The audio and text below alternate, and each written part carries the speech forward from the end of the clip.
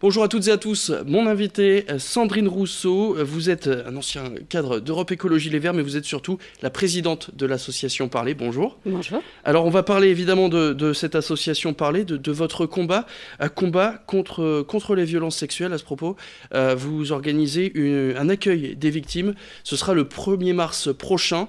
Déjà, première question. Il faut s'inscrire au préalable, le lieu reste secret. La lutte contre les violences sexuelles, c'est toujours un sujet très, voire trop sensible. C'est un sujet sensible et évidemment qu'il faut que les femmes soient protégées. Donc oui, il faut s'inscrire à associationparler@gmail.com et puis après, on prendra contact avec vous. Mais c'est avant tout pour que les femmes soient rassurées quand elles viennent et puis qu'elles soient dans un lieu où, en toute bienveillance et en toute sécurité. Alors votre association écoute les victimes d'agressions sexuelles.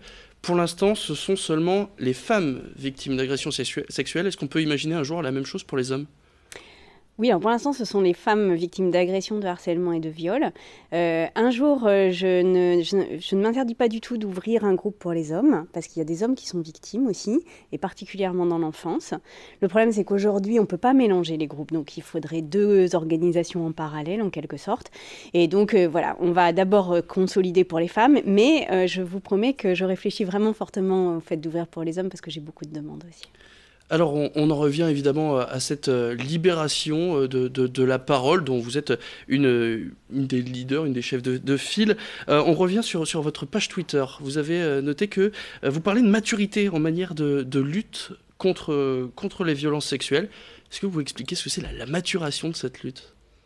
Arriver à maturité, pour moi, dans la lutte contre les violences sexuelles, c'est traiter ça comme un crime et un délit comme un autre. C'est-à-dire ne pas entrer dans une forme d'émotion permanente où c'est parole contre parole, où les unes sont traitées de menteuses, les autres sont traitées de comploteurs.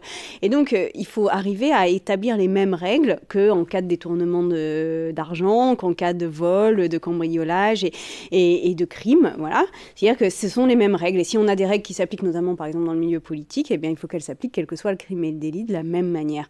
Et à cette condition-là, alors on sortira d'une espèce de peur des femmes de parler et d'une difficulté à parler sereinement de ces sujets parce qu'ils méritent d'en parler sereinement. Et pour l'instant, on a l'impression que dès qu'on en parle, on perd tout sens de la rationalité. Enfin, certains en tous les cas et certaines.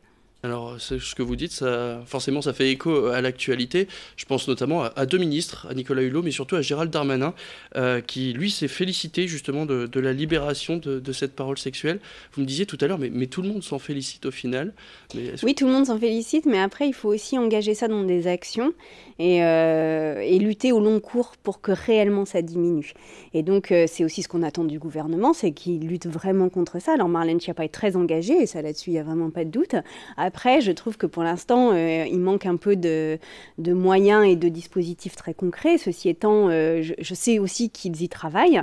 Et quant à ce qui concerne directement les accusations contre Gérald Darmanin, je pense qu'il faut qu'on applique exactement les mêmes règles que sur tous les autres délits et crimes. Et voilà, là, en l'occurrence, il y a 2 plaintes qui ont été déposées. Il y en a une qui a été classée sans suite. Il y a la deuxième qui est encore en instruction.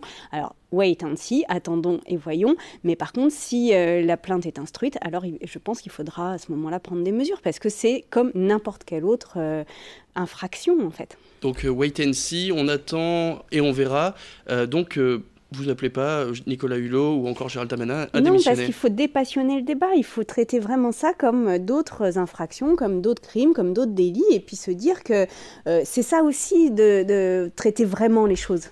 Parce que tant qu'on est dans une espèce de surenchère de paroles, de surenchère d'émotions, de choses, eh bien, on n'arrive pas à regarder ce problème en face.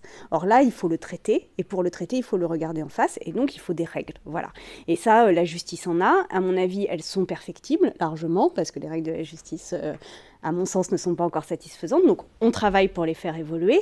On fait en sorte que les femmes déposent plainte. On fait en sorte que ces plaintes soient instruites. Et puis après, il faudra que les règles s'appliquent pour tout le monde, pour les femmes comme pour les hommes. Justement, vous parliez des mesures à l'État qui ne sont pas assez fortes à votre goût. Qu'est-ce que le gouvernement pourrait faire, mis à part donc augmenter ce qui devait être subvention ? Je pense que donner des moyens à la justice, par exemple, ce serait vraiment un signe qui serait très fort parce que la justice est encombrée, on le sait. Là, il y a eu une augmentation du nombre de plaintes pour violences sexuelles et il faut que ces plaintes soient instruites.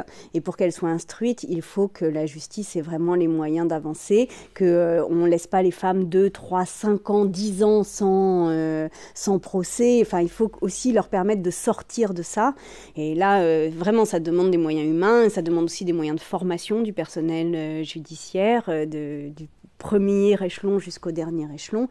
Et puis, ça demande aussi des moyens dans l'éducation nationale de développer tout ce qui est formation de lutte contre les violences dès la cour de récréation et dès la maternelle, dès la plus petite enfance. C'est-à-dire qu'il ne faut pas que les garçons aient des gestes déplacés ou qu'on leur signifie tout de suite que c'est pas possible. Et puis voilà, après, il n'y aura plus de problème. Cette augmentation du nombre de plaintes, est-ce qu'elle est due à la libération de la parole ou aux hausses justement des violences ? Je pense qu'elle est beaucoup due à la libération de la parole. Je pense que là, il y a quand même eu un mouvement depuis plusieurs mois où les femmes se sentent plus soutenues et plus reconnues dans ce qu'elles ont vécu. Donc, j'ai quand même tendance à croire que c'est plus le mouvement de libération. Ceci dit, je rappelle quand même qu'en France, il n'y a que 10% des femmes qui portent plainte. Ça veut dire qu'il y en a 90% qui ne portent jamais plainte. 10% des femmes qui ont subi, qui ont subi des viols. Donc c'est des crimes qui méritent 15 ans de prison. Et il y en a 90% qui ne portent jamais plainte. Donc il y a encore un très gros potentiel. Donc ces langues se libèrent, on libère la parole. Je rappelle donc l'accueil des victimes, ce sera le 1er mars prochain à Lille. Justement, ces langues qui se libèrent, est-ce que c'est un mouvement qui peut aller trop loin ? Est-ce que vous pouvez en perdre le contrôle ? Est-ce qu'on ne va pas, au final, balancer tout et n'importe quoi ? Vous parliez tout à l'heure justement d'émotion là-dedans. Est-ce que ça peut être quelque chose qui peut prendre trop d'ampleur ? On a vu par exemple Caroline Dehaze qui dit un homme sur 3 est un agresseur. Ah oui, non, mais ça, moi je pense pas du tout qu'un homme sur 2 ou sur 3 non, mais est un agresseur. Non, mais c'est la libération de la parole, ça tout. peut être... Non, mais dans tout mouvement de société, il y a des moments où il y a forcément un peu d'excès, un peu de retour en arrière, un peu de crispation, un peu...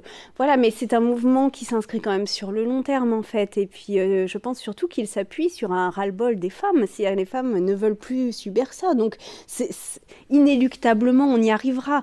Après, évidemment qu'il y a des soubresauts, évidemment qu'il y a des excès, évidemment qu'il y a des paroles qui sont dites qui n'auraient pas dû être dites. Bon, je pense qu'il ne faut pas s'arrêter à ça, il faut continuer. Parce qu'en plus, des paroles qui ne devraient pas être dites, on en a de tous les côtés.